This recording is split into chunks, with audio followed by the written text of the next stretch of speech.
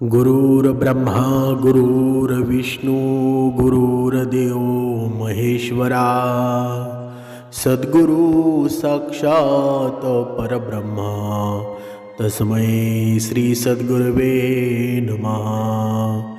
जय जय रघुवीर समर्थ श्रीराम समर्थ। सद्गुरु चरणांना नतमस्तक होऊन आपण या निरूपणास सुरुवात करूया। माईबाप सज्जनांचं स्वागत आहे। समर्थांनी सांगितलंच आहे ना, मनुष्याच्या जीवनामधला अंतिम सत्य काय आहे बरं? अंतिम सत्य आपला मृत्यूच आहे ना। प्रत्येक मनुष्य जन्माला आलेला आहे, त्याला मृत्यू ठरलेलाच आहे ना। कधी मृत्यू येईल हे सांगता येईल का बरं? बघा, भगवंताने ही अशी रचना बनवलेली आहे ना। बघा, 9 महिने अगोदर आपल्या घरामध्ये कोण येणार आहे ना, त्याची आपल्याला चाहूल लागते। म्हणजे भगवंत 9 महिने अगोदरच आपल्याला सांगतो तुमच्या घरामध्ये कोण येणार आहे, पण मृत्यूचा आपल्याला सांगतो का बरं? कधीच सांगत नाही। ही भगवंताची लीला आहे ना, ही अफाट लीला आहे।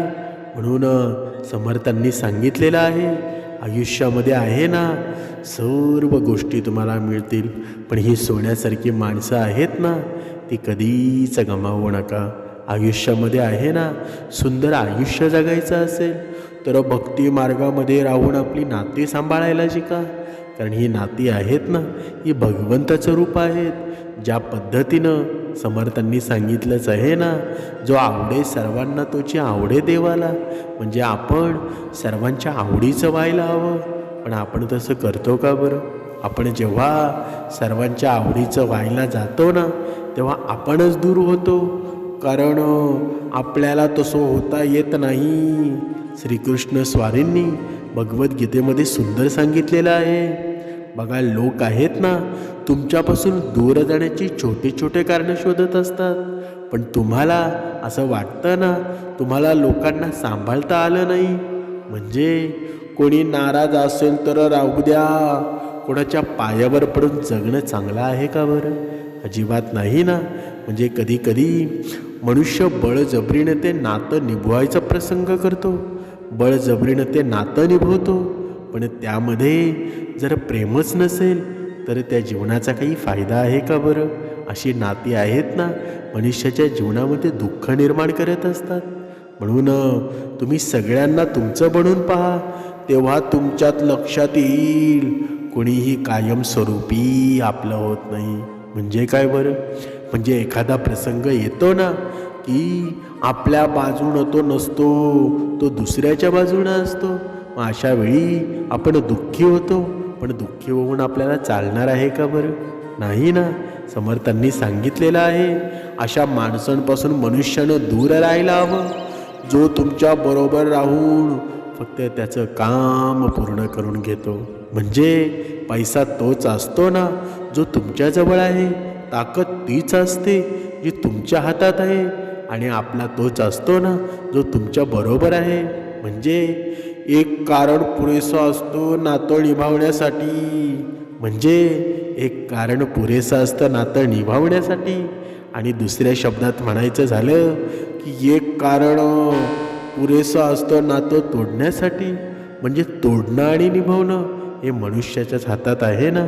पण आज आपण या निरूपणामध्ये पाहणार आहोत की जर मनुष्याचं अंतिम सत्य जर मृत्यू असेल, पण तुमच्या मनामध्ये हा प्रश्न कधी आलेला आहे का?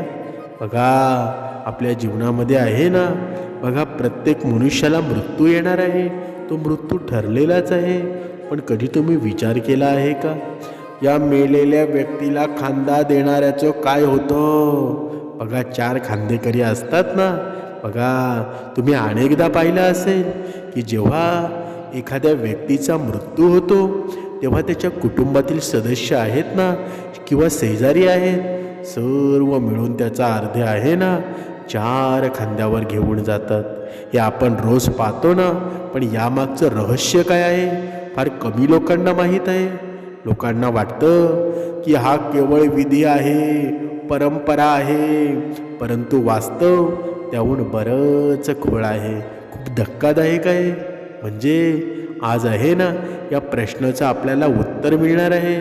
म्हणजे तुम्हाला आपल्या जीवनामध्ये किती जरी दुःख आलं ना तरी माणसाला हे नक्की माहीत आहे, किती जरी सुख आलं तरी माणसाला हे नक्की माहीत आहे की आपल्या जीवनामध्ये एक ना एक दिवस दुःखसुद्धा येणार आहे. पण तरीसुद्धा मनुष्य कर्म वाईट करतो, कर्मामध्ये नीट वागत नाही. म्हणूनच समर्थांनी सांगितलेलं आहे ना, बघा आपण पाहत होतो की मेलेल्या व्यक्तीला खांदा देणाऱ्याचं नक्की होतं तरी काय. बघा त्या कालची गोष्ट आहे. समुद्राच्या लाटा हळूहळू किनाऱ्यावर धडकत होत्या. वरचा चंद्राचा पांढरा प्रकाश आहे ना पाण्यावर चमकत होता. जणू हजारो चांदीचे दिवे एकत्र तरंगत होते. त्याच पवित्र वातावरणामध्ये भगवान श्रीकृष्ण कमळाप्रमाणे शांत आणि गंभीर आणि तेजस्वी बसलेले होते. अचानक आकाशातून एक आवाज आला, जणू एखादा मोठा पंख हवेत उड्या मारत आहे.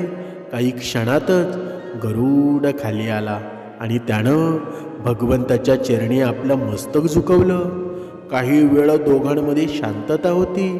मग गरुड हळूच म्हणाले, स्वामी, एक प्रश्न माझ्या मनामध्ये बऱ्याच काळापासून फिरत आहे.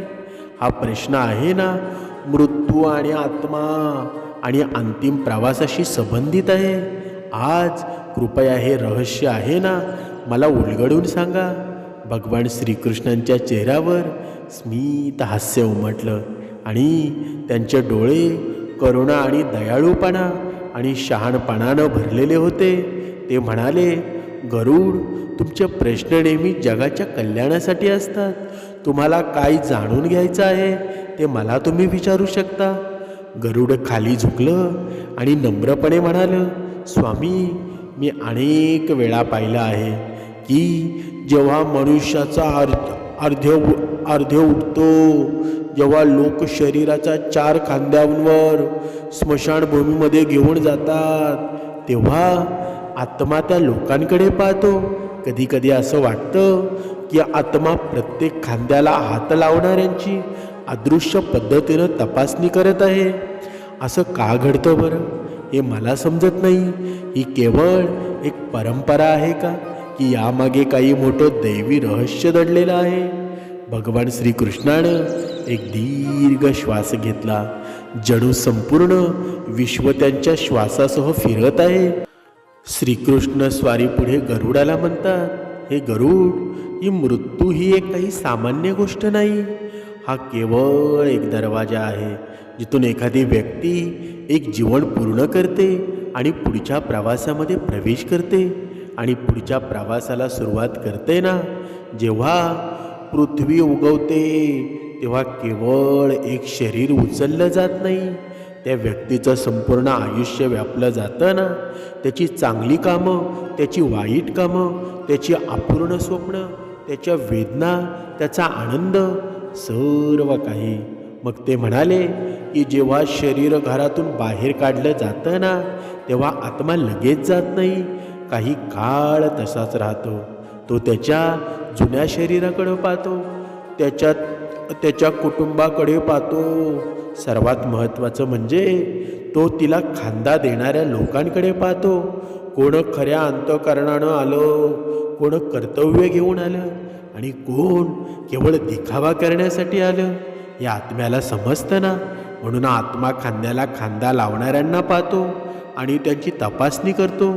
गरुड थोडा आश्चर्याने म्हणालं, भगवान, आरतीला खांदा देणं हा केवळ एक विधी नाही का? भगवान श्रीकृष्ण हळुवारपणे असले आणि बोलणारच होते. तेवढ्यात भगवान कृष्ण हळूच असले. मग तो सन्मानाने बोलला नाही, केवळ लाकूड आणि शरीराचा भार उचलणं पुरेसं नाही. हा ऊर्जेचा देवाणघेवाणीचा एक प्रकार आहे ना. हे एक अदृश्य नातं आहे. मृत आत्मा आणि शब्दांशी नव्हे तर भावनांशी जोडणारा हा जिवंत मनुष्य यांच्यामध्ये आहे. कृष्ण पुढे म्हणाले की जेव्हा एखादी व्यक्ती एखाद्याच्या अर्थाला शुद्ध अंतःकरणानं खांदा लावून घेते तेव्हा तो त्याच्या मनाचा प्रकाश, त्याची करुणा, त्याचा आदर, त्याची श्रद्धा, थेट आत्म्याला प्रसारित करतो.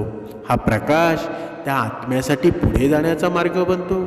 जसे दिवा अंधारात रस्ता दाखवतो ना, त्याचप्रमाणे खांद्याला खांदा लावून त्या खांद्याला खांदा लावून धरणाऱ्यांची खरी भावना आत्म्याला पुढे जाण्याचा मार्ग दाखवते. गरुडाला आश्चर्य वाटलं, देवाचा खरोखर असा प्रभाव आहे का बरं? कृष्ण हसले आणि ज्या व्यक्तीनं निस्वार्थपणे एखाद्याला खांदा दिला त्यानं 100 यज्ञा इतकं पुण्य मिळवलं असं गरुड पुराणामध्ये सांगितलेलं आहे, असं लिहिलेलं आहे. कारण हे केवळ शरीराबद्दल नाही तर हृदयाबद्दलच आहे ना. तो कोणासाठीही निरोप नाही तर त्याच्या पुढच्या जन्माच्या दिशेनं एक प्रकाशच आहे ना. काही काळ परिस्थिती शांत होती. गरुड खोल विचारामध्ये बुडून गेला. मग त्यानं हळुवारपणे विचारलं की स्वामी, तुम्ही म्हणता की खांदा देणाऱ्यांना आत्मा पाहतो, पण आत्मा तसाच का राहतो बरं? मृतदेह सोडल्यानंतर लगेच ती बाहेर का जात नाही? कृष्णाचे डोळे अश्रूंनी भरून आले. ते म्हणाले की गरुड, आत्म्याला अचानक झालेला बदल लगेच समजत नाही.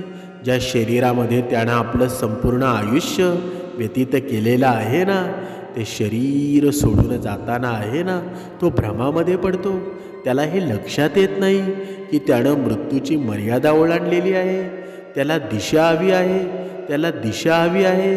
म्हणजे त्यामुळं 4 खांदे आहेत ना, केवळ शरीराला वर उचलत नाही तर आत्म्यासाठी 4 दिवे प्रज्वलित करा. गरुडाचे डोळे मोठे झाले. हे दैवी ज्ञान आहे ना, त्यांना चमत्कारासारखं वाटलं. ते म्हणाले, प्रभू, जर मेलेल्या माणसाला 4 खांदे नसतील ना तर काय होईल बरं त्याचं? यावेळी श्रीकृष्ण स्वारींच्या चेहऱ्यावर गांभीर्य आलं. गरुड तो हलक्या जड आवाजामध्ये म्हणाला, प्रश्न सोपा आहे पण उत्तर खूप सखोल आहे, खूप दुःखद आहे. ऐका, तुम्हाला एक मी कथा सांगत आहे, जी केवळ एक कथा नाही तर एक सत्य आहे. ही घटना खरोखरच या पृथ्वीच्या एका युगामध्ये घडलेली आहे. त्यानंतर कृष्णानं बोलण्यास सुरुवात केली. खूप पूर्वी धनीराम नावाचा एक माणूस पाटलीपुत्र शहरामध्ये राहत होता. त्याचं नाव धनीराम होतं, परंतु तो खूप गरीब मनाचा होता. पैशात इतर अहंकार होता. म्हणजे त्याला पैशाचा एवढा अहंकार होता ना की त्यानं त्याच्या पायाखालचा धर्म चिरडूनच टाकलेला होता. त्यानं ब्राह्मणांचा अपमान केलेला होता, ब्राह्मणांचा अवमान केलेला होता. तो गरिबांकडे तुच्छतेने पाहतो. तो कोणाची मदत करत नाही. म्हणजेच त्याच्या आईवडीलही यातून सुटले नाहीत. त्याच्या आयुष्यात कोणताही धर्म नव्हता, करुणाही नव्हती, म्हणजे काहीच नव्हतं. धर्माचं कार्य तो करत नसे. मग श्रीकृष्णांच्या आवाजामध्ये गोडवा विरघळला. पण त्यांची पत्नी पूर्णपणे वेगळी होती. म्हणजे सुंदर नकेचा पती हा धनीरामाचा आत्मा पृथ्वीजवळ फिरत होता. आत्मा काळ्या धुराने वेढलेला होता, काही अदृश्य बंधनात बांधले गेल्यासारखं. रूपानं हृदय धडधडत होतं. त्यांचा आत्मा काहीतरी बोलत होता. म्हणजे असं त्याला वाटलं जणू ती मदतीसाठी आरडाओरडा करत होती, पण आवाज फक्त हवेत कंपत होता. गरुड घाबरला आणि म्हणाला, स्वामी, हे खरोखर घडतं का? शरीर सोडल्यानंतर आत्मा पृथ्वीसोबत राहतो का? कृष्ण शांत आवाजामध्ये म्हणाले, होय गरुड, जोपर्यंत पृथ्वी पूर्ण मार्गाने फिरत नाही ना, आत्मा पुढे सरकत नाही. आत्मा गोंधळात आहे. त्याला समजत नाही की त्याला शरीरातून सोडण्यात आले आहे. ती दिशेची वाट पाहत असतं. म्हणजे अंधारात कुणाचा तरी हात शोधत असलेल्या मुलासारखं. मग कृष्ण गंभीर स्वरामध्ये म्हणाले, हे गरुड, पुराणामध्ये स्पष्ट असं लिहिलेलं आहे की जर मृत व्यक्तीचा 4था खांदा मिळाला नाही ना तर आत्मा स्वर्गात कधी पोचत नाही, यमलोकामध्ये पोचत नाही, पुनर्जन्मही होत नाही. तो एका कोंडीमध्ये अडकतो. म्हणजेच आत्मा पुढे जाऊ शकत नाही किंवा परत येऊ शकत नाही. म्हणूनच असा आत्मा काळाच्या ओघामध्ये भूत बनतो. अस्वस्थ बनतो, असहाय्य बनतो, दिशाहीन बनतो. हे ऐकून गरुडाचे हृदय धडधडू लागलं. ते म्हणाले, प्रभू मग काय झालं बरं? कृष्णाने सांगायला सुरुवात केली. ती शहरभर फिरली, प्रार्थना करू लागली. ती प्रत्येक दारामध्ये गेली, हात जोडून म्हणाली, माझा नवरा गुन्हेगार आहे, पण त्याच्या आत्म्याला शिक्षा करू नका. पण शहरातील लोक ऐकण्यास तयार नव्हते. प्रत्येकजण म्हणतो की जो त्याचा त्याग करतो ना त्याला धर्म का द्यावा बरं? म्हणजे अखेरीस एक अज्ञात तरुण भिक्षू पुढे आला. त्याला चेहरा तेजस्वी होता, त्याचे डोळे दयाळू होते. तो म्हणाला, माझा धर्म दयाळूपणाचा आहे. मी चौथ्या खांद्याला आंधळे करेल, कारण आत्म्याला दिशाभूल होऊ देणं हे सर्वात मोठं पाप आहे ना. ऋषींनी पृथ्वीला स्पर्श करताच हवा शांत झाली, धूर निघून जाऊ लागला आणि अचानक सूर्याची किरणं पृथ्वीवर पडली. रूपाने तिच्या डोळ्यात अश्रू भरून त्याच्याकडे पाहिलं. तिच्या पतीचा उत्साह हळूहळू वाढत होता, एखाद्या जड ओझ्यापासून मुक्त झाल्यासारखं.